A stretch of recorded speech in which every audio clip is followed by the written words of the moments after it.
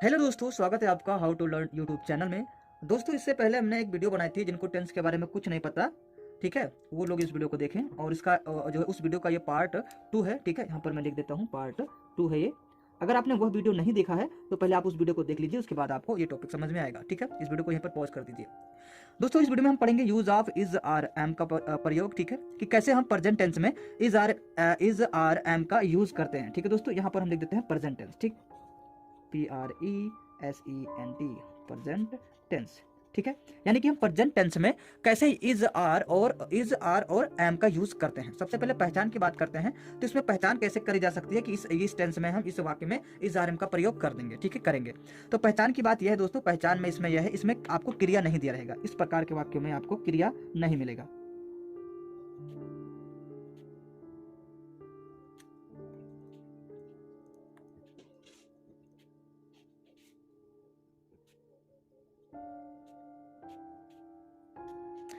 देखिए दोस्तों, यहाँ पर सबसे पहले पहचान की बात करें तो आपको पहचान में ये दिया गया है कि इस प्रकार के वाक्यों में क्रिया नहीं हो रहता है, ठीक है। चलिए, यहाँ पर हमने पहचान के बारे में बात किया, तो इसमें क्या है पहचान, इसमें आपको क्रिया शब्द नहीं मिलेगा। और दोस्तों, अगर हम नियम की बात करें तो चलिए नियम भी हम आपको बता देते हैं कि कैसे यहाँ पर बनेगा नियम।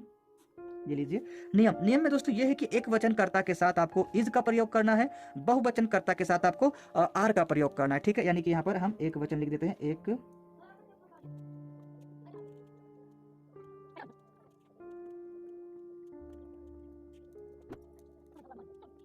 देखिए दोस्तों, हमने नियम में क्या लिखा, एक वचनकर्ता के साथ। अब अगर आपको कर्ता का मतलब हिंदी नहीं पता है तो ये सब्जेक्ट होता है। अगर आपको सब्जेक्ट भी नहीं आता तब तो भाई बड़ी समस्या वाली बात आ जाएगी। चलिए, कोई बात नहीं। एक वचनकर्ता के साथ हम इज का तथा बहुवचनकर्ता के साथ आर का प्रयोग करते हैं, ठीक है। ये हो गया हमारा नियम। और यहाँ पर एक नियम है जो हम यहाँ पे नोट में डाल देते हैं, ठीक है। ये नोट में आई के साथ, यानी कि आई के साथ सदैव एम का यूज होता है। आप ये याद रखना कि आई के साथ हमेशा एम का प्रयोग किया जाएगा, ना कि किसी इज या आर का, ठीक है। तो यहाँ पर ये चीजें आप कंफर्म कर लीजिए। चलिए, हम अब आपको डायरेक्टली ले चलते हैं स्ट्रक्चर की ओर, ठीक है। स्ट्रक्चर यहाँ पर मैं आपको बता दूं, यानी कि यहाँ पे हम रूल लिख देते हैं, ठीक है। रूल रूल दोस्तों ये है, पहले तो आपको लिखना है सब्जेक्ट, ठीक है।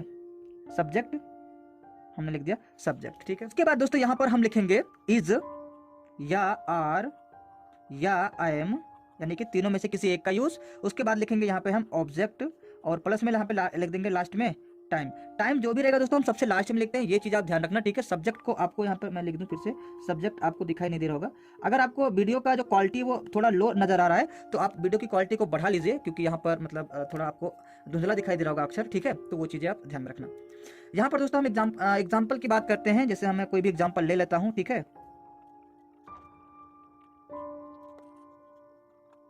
देखिए दोस्तों, यहाँ पर हमने दो एग्जाम्पल लिया है और एग्जाम्पल भी बहुत ही अच्छे अच्छे हैं, ठीक है। यहाँ पे तुम चोर हो, यहाँ पर हमने कहा कि इसमें कोई भी वर्ब नहीं है ना। तो पहचान कर लेंगे कि भैया ये जो है किसका यूज करेंगे, इसमें हम इज आर या फिर एम का यूज प्रयोग करेंगे, ठीक है। इज आर एम का प्रयोग कर लेंगे। तो यहाँ पर सबसे पहले हमको क्या लिखना है दोस्तों, सब्जेक्ट लिखना है। तो सब्जेक्ट हमारा तुम है। कौन चोर है, अगर हम वाक्य में कौन लगाकर क्वेश्चन करते हैं तो हमें सब्जेक्ट पता चलता है। तो कौन चोर है, तुम चोर हो, ठीक है। तो यहाँ पर सबसे पहले हम लिखेंगे यू, ठीक है। यहाँ पे वाई वो यू। अब यहाँ पर यू कौन सा वचन है भैया दोस्तों, यहाँ पर बहुवचन में आता है, क्योंकि हमारा एक प्रोनाउन है और प्रोनाउन यू जो है वो बहुवचन में आता है, प्लूरल नंबर में आता है। तो यहाँ पर हम लगाएंगे इसके साथ आर, ठीक है। और उसके बाद दोस्तों यहाँ पर हम क्या लिखेंगे, चोर। तो यहाँ चोर का होता है थीप, THIEF। थीप माने दोस्तों होता है चोर, ठीक। यहाँ पर दोस्तों ये कुछ नहीं लिखा है, आप यहाँ पर ध्यान में रखना।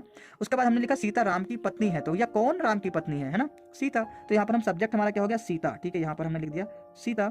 उसके बाद सीता एक वचन या बहुवचन, सीता एक नहीं रही, तो यहाँ पर हम लगाएंगे इज, क्योंकि ये बहुत ही अच्छा था, मतलब सरल था। उसके बाद दोस्तों हम लिखेंगे ऑब्जेक्ट। तो किसकी पत्नी, राम की पत्नी है ना। तो यहाँ पे लिखेंगे वाइफ ऑफ राम, ठीक है। राम हमारा संज्ञा है दोस्तों, नाउन है, इसलिए हम इसका कैपिटल लेटर में यूज करेंगे, ठीक है। पहला दोस्तों अगर हम इसकी नेगेटिव का बात करें कि नेगेटिव सेंटेंस क्या है ना, तो यहाँ पर इसकी पहचान की बात करें तो कैसे पहचानेंगे कि नेगेटिव है। तो यहाँ पर ये तो बहुत सरल था भैया, मैंने मतलब वैसे ही पूछ लिया आपसे, आप नाराज मत होना कि भैया इतना छोटा छोटा क्यों, ठीक है। यहाँ पर मैं बता रहा हूँ कि एक बेसिक लेवल की क्लास है, ठीक है। अगर आप थोड़े जानकार हैं तो आप इस पार्ट को नहीं देखेंगे तो कोई भी दिक्कत आपको नहीं होगा, ठीक है। चलिए, पहचान के बारे में बात करें तो यहाँ पर वाक्य में आपको नहीं शब्द मिलेगा, वाक्य ये हो गया इसका पहचान दोस्तों। वाक्य में मिलेगा, कहीं ना कहीं पर आपको नहीं का वर्ड जरूर मिलेगा। जैसे कि अगर हम स्ट्रक्चर के बारे में बात करें, ठीक है, तो स्ट्रक्चर हमारा क्या हो जाएगा, सबसे पहले हो जाएगा हमारा सब्जेक्ट हो जाएगा, जैसे कि पहले भी हो रहा था, है ना।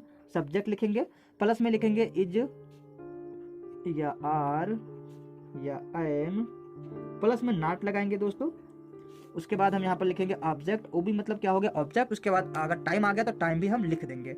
जैसे कि अगर हम एग्जाम्पल की कोई भी एग्जाम्पल की बात करें तो एग्जाम्पल चलिए ले लेते हैं, कोई सा भी एग्जाम्पल ले लेते हैं।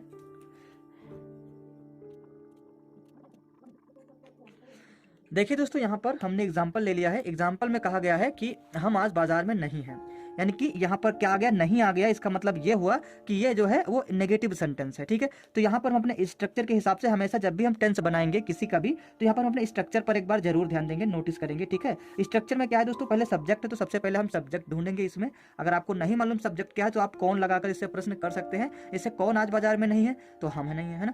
तो यहाँ पर हम लिखेंगे बी, हम का होता है दोस्तों बी। उसके बाद बी हमारा बहुवचन प्रोनाउन में आता है, तो इसके साथ आर लगाएंगे। देन यहाँ पर जस्ट हम तुरंत नॉट का यूज कर लेंगे, ठीक है। यहाँ पर हम लगाएंगे क्या, नॉट, ठीक है।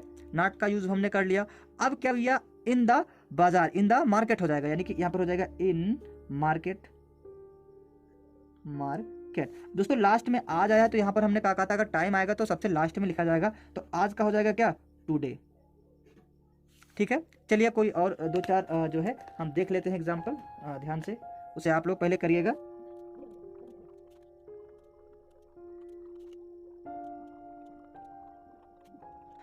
दोस्तों यहाँ पर हमने कुछ एग्जाम्पल और ले लिया है, ठीक है। यहाँ पर जैसे कि दूसरा एग्जाम्पल है तुम चोर नहीं हो। तीसरा है राधा सुंदर लड़की है, ओके। यहाँ पे हमने नेगेटिव का लेना था तो हमने क्या ले लिया है, अफर्मेटिव का ही ले लिया है। तो यहाँ पर राधा सुंदर लड़की नहीं है, ठीक है। हमने क्या ले लिया, नहीं है, ठीक है, बीच में ले लिया, यहाँ पे आप ध्यान रखना। और यहाँ पर इसको हम अफर्मेटिव ही रहने देते हैं। जैसे तुम चोर नहीं हो तो यू लगेगा, है ना। सबसे पहला हमारा सब्जेक्ट क्या है, यू है। यू के साथ हमेशा आर लगता है तो हमने आर भी लगा दिया। और उसके बाद दोस्तों क्या रहता है, नाट रहता है, क्योंकि नहीं आया तो यहाँ पर हम नाट भी लगा देंगे। और कहाँ पर तुम चोर नहीं हो तो यू आर नॉट थीफ हो जाएगा दोस्तों, THIEF क्या हो जाएगा, थीफ हो जाएगा, ठीक है। उसके बाद दोस्तों राधा सुंदर लड़की नहीं है, तो राधा सुंदर लड़की नहीं है तो हम क्या करें यार, है ना। चलिए Radha, RADHA, Radha is not beautiful girl हो जाएगा, PEAUTI, सॉरी दोस्तों ये F बन गया, TIFUL, ब्यूटीफुल गर्ल हो जाएगा, GIRL। बिकॉज यहाँ पे राधा एक वचन, इसलिए हमने राधा के साथ इसका यूज कर डाला, है ना। कोई दिक्कत। हमारा जो अगला सेंटेंस है, भारत के प्रधानमंत्री नरेंद्र मोदी हैं, या फिर नरेंद्र मोदी भारत के प्रधानमंत्री हैं, है ना। तो यहाँ पर हम लिखेंगे नरेंद्र मोदी, NARENDRA, नरेंद्र मोदी इज, क्योंकि एक ही वचन है, एक ही लोग तो हो सकते हैं ना, तो यहाँ पर इज हम इसको लगा देंगे। Is the prime minister of India हो जाएगा दोस्तों, प्राइम मिनिस्टर ऑफ इंडिया। दोस्तों इंडिया में आई हमेशा हम बहुवचन कैपिटल लेटर में लिखते हैं, ये आप ध्यान में रखना, ठीक है। ये भी हो गया। अब दोस्तों हम बात करते हैं अपने इंट्रोगेटिव सेंटेंस के बारे में, ठीक है। देखिए दोस्तों हम बात करते हैं इंट्रोगेटिव सेंटेंस के बारे में। तो इंट्रोगेटिव सेंटेंस दो प्रकार के होते हैं, ठीक है। ये क्या होते हैं, ये वाक्य दो प्रकार के होते हैं।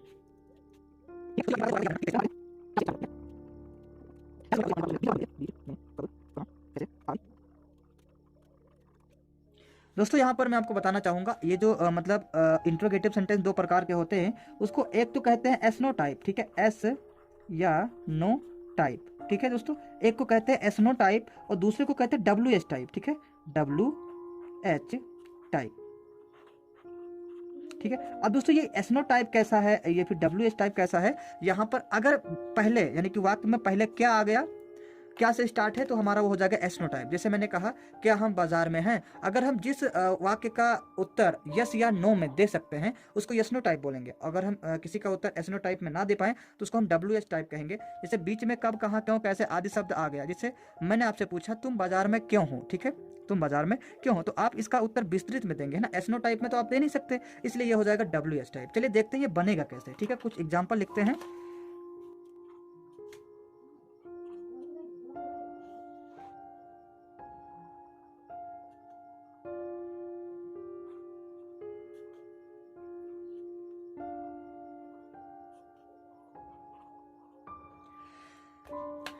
देखिए दोस्तों, हमने यहाँ पे दो प्रश्न का एग्जाम्पल ले लिया है। क्या तुम भूखे हो, यानी कि क्या तुम्हें भूख लगी है। अगर वो भूखा होगा तो कहेगा यस, अगर नहीं तो कहेगा नो, है ना। तो इसको हम एसनो टाइप बोलते हैं, ठीक है, ये वाला टाइप इसको बोलेंगे। और अगर हम यहाँ पर हम मंदिर में कब थे, ठीक है, तो यहाँ पर ये हो जाएगा WS टाइप, ठीक है। चलिए दोनों को बनाते हैं। हमने इसका स्ट्रक्चर नहीं लिखा है, चलिए सबसे पहले स्ट्रक्चर लिखा जाए। अगर यहाँ पर WS टाइप होगा यानी एसनो टाइप होगा तो इसके लिए स्ट्रक्चर यहाँ पर हम लिख देते हैं। सबसे पहले यहाँ पर लिखेंगे इज या आर या एम, ठीक है। उसके बाद हम यहाँ पे लगाएंगे सब्जेक्ट, ठीक है, प्लस में हो जाएगा ऑब्जेक्ट, प्लस में यहाँ पे हम टाइम भी लिख सकते हैं, और यहाँ पे प्लस में लास्ट में हम क्वेश्चन मार्क जरूर ऐड करेंगे, ठीक है दोस्तों। यहाँ पर WS टाइप के लिए यहाँ पर हम लिखेंगे QW। अभी दोस्तों QW का क्या मतलब है, Q का मतलब क्वेश्चन, W का मतलब वर्ड, यानी कि सबसे पहले क्वेश्चन वर्ड लिखा जाएगा। उसके बाद यहाँ पर इज या फिर आर या फिर एम, ठीक, या फिर प्लस में क्या लिखेंगे सब्जेक्ट, और प्लस में ऑब्जेक्ट, प्लस में टाइम, उसके बाद लास्ट में क्या क्वेश्चन मार्क हम लगा देंगे, है ना। चलिए ये चीजें हो गई। चलिए हम अब एग्जांपल करते हैं। क्या तुम भूखे हो, तो यहाँ पर क्या, यानी कि पहले शुरू हो गया क्या से, तो यहाँ पर हम स्ट्रक्चर देखेंगे। तो यहाँ पर सबसे पहले सब्जेक्ट देखेंगे। सब्जेक्ट हमारा बहुवचन है तो हम आर से स्टार्ट करेंगे हम अपने ट्रांसलेशन को। तो यहाँ पर यह हो गया आर। उसके बाद क्या हो जाएगा, सब्जेक्ट होता है ना, तो यहाँ पर हम लिखेंगे यू, आर यू। अब हैंग्री का मतलब भूखे का होना का क्या मतलब होता है, भूखे का होता है हंग्री, तो HUNGRY, ठीक है। और लास्ट में हम क्या लगाएंगे क्वेश्चन वर्ड, मतलब क्वेश्चन मार्क लगा देंगे, आर यू हंग्री, ठीक है, क्या तुम भूखे हो। या फिर हम लास्ट में, यानी कि हमारा एक एग्जांपल है कि हम मंदिर में कब थे। अब यहाँ पर ये कब आया, यानी कि ये बीच में कब, कहाँ, क्यों, कैसे आदि आ गया, तो इसको हम WS टाइप बोलते हैं, ये वाला टाइप, ठीक। तो यहाँ पर इसके लिए ये हमारा स्ट्रक्चर तैयार है। QW यानी कि सबसे पहले क्वेश्चन वर्ड, तो इसी को हम कहते हैं क्वेश्चन वर्ड। तो इसकी अंग्रेजी लिखेंगे, तो इसकी अंग्रेजी होती है व्हेन, ठीक है, क्या होती है व्हेन। उसके बाद यहाँ पर हम, यानी कि हम बहुवचन है तो यहाँ पर लग जाएगा आर, व्हेन आर। उसके बाद हम, तो यहाँ पर हो जाएगा वी, क्योंकि सब्जेक्ट है हमारा, ठीक। तो व्हेन आर वी। अब यहाँ पर क्या मंदिर में, तो इन टेम्पल हो जाएगा, ठीक है, TEMPLE, टेम्पल। लास्ट में क्वेश्चन मार्क हम लगा देंगे, ठीक है। तो दोस्तों यहाँ पर एक इसका एक और होता है, ठीक है, इंट्रोगेटिव नेगेटिव होता है। लास्ट में मैं आपको बताना चाहूंगा, यानी कि एक सेंटेंस के 4 प्रकार होते हैं। सबसे पहला अफर्मेटिव, फिर नेगेटिव, उसके बाद इंट्रोगेटिव, उसके जो लास्ट में होता है 4 नंबर पर वो होता है इंट्रोगेटिव नेगेटिव, यानी इंट्रोगेटिव के साथ साथ नेगेटिव भी रहता है। चलिए वो उसको भी हम आपको बता देते हैं, उसके बाद आगे की प्रक्रिया को चालू करते हैं।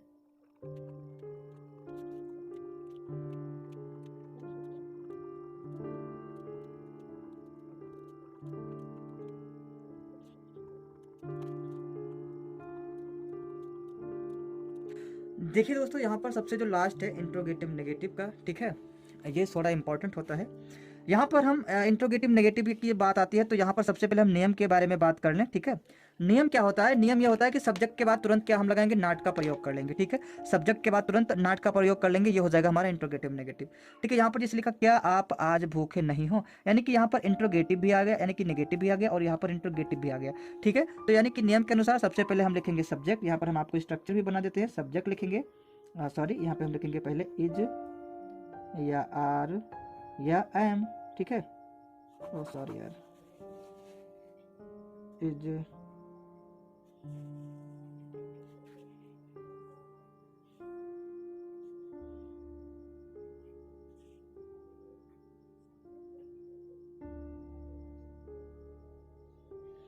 देखिए हमने यहाँ पर स्ट्रक्चर भी लगा दिया। पहले इज लगाएंगे आर, उसके बाद या फिर एम, ठीक है, इन तीनों में से एक का यूज। उसके बाद यहाँ पे subject plus not plus object और लास्ट में टाइम। वैसे दोस्तों वीडियो काफ़ी ज़्यादा लंबी हो रही है तो यार इसके लिए सॉरी, बट ध्यान से, ठीक है, आप समझ जाओगे।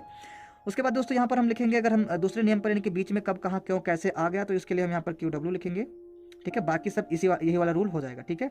QW आगे हो जाएगा, बाकी सब यही वाला रूल हो जाएगा। तो ये चीज़ें आप ध्यान में रखना, ठीक है। चलिए आगे बढ़ते हैं। क्या आप आज भूखे नहीं हो, तो यहाँ पर सबसे पहले क्या की अंग्रेजी, यानी कि यहाँ पर आप है यानी कि यू, तो यहाँ पर लग जाएगा आर। उसके बाद सब्जेक्ट है हमारा यू, तो हो जाएगा यू आर यू। उसके बाद सब्जेक्ट के बाद तुरंत नॉट का यू, तो आर यू नॉट। उसके बाद भूखा होने की अंग्रेजी, तो यहाँ पर हंग्री टुडे, ठीक है, टू डे। यहाँ पे हमने क्वेश्चन मार्क लगा दिया। उसके बाद हम क्यों स्कूल में हैं, है ना, तो यहाँ पर क्यों की हो जाएगी वाई, वाई। उसके बाद हो जाएगा आर, फिर हो जाएगा वी, फिर इन स्कूल हो जाएगा SCHOOL, ठीक है। लास्ट में हमारा क्वेश्चन वर्ड, ठीक, तो ये हो जाएगा। उसके बाद यहाँ पर क्या मैं चोर नहीं हूँ, तो एम आई, यहाँ पर दोस्तों एम, फिर हो जाएगा आई। चोर नहीं हूँ तो यहाँ पर हो जाएगा नॉट, ठीक है दोस्तों। यहाँ पर हाँ, यहाँ पर हो जाएगा नॉट। नॉट के बाद दोस्तों क्या लगेगा, हमारा लग जाएगा ऑब्जेक्ट। तो ऑब्जेक्ट क्या है, चोर होना, तो यहाँ पर हो जाएगा ना थीफ हो जाएगा, क्या हो जाएगा, थीफ, THIEF। ठीक है दोस्तों, यहाँ पर उम्मीद करते हैं कि आपको ये वीडियो अच्छी लगी होगी। दोस्तों यहाँ पर हमने इस वीडियो में फाइनल किया इज RM का यूज। इस वीडियो की मदद से आपको यहाँ पर ये सीखने को मिल गया कि प्रेजेंट टेंस में बिना वर्ब के जो है आपको सेंटेंस कैसे बनाया जाता है। ठीक है, प्रेजेंट टेंस का यहाँ पर मैं आपको बताना चाहूंगा, प्रेजेंट, ठीक है, प्रेजेंट टेंस में बिना वर्ब के दोस्तों, बिना वर्ब के सेंटेंस कैसे यूज करते हैं, यानी सेंटेंस कैसे बनाते हैं, सेंटेंस कैसे बनाते हैं, आपने इस वीडियो में सीख लिया। दोस्तों जो अगली वीडियो होगी उसमें मैं आपको बताऊंगा पास्ट टेंस के बारे में, यानी कि पास्ट टेंस में बिना वर्ब के सेंटेंस को कैसे बनाया जाता है, यानी कि हम सिखाएंगे आपको यूज ऑफ वाज यहां पर या फिर वर।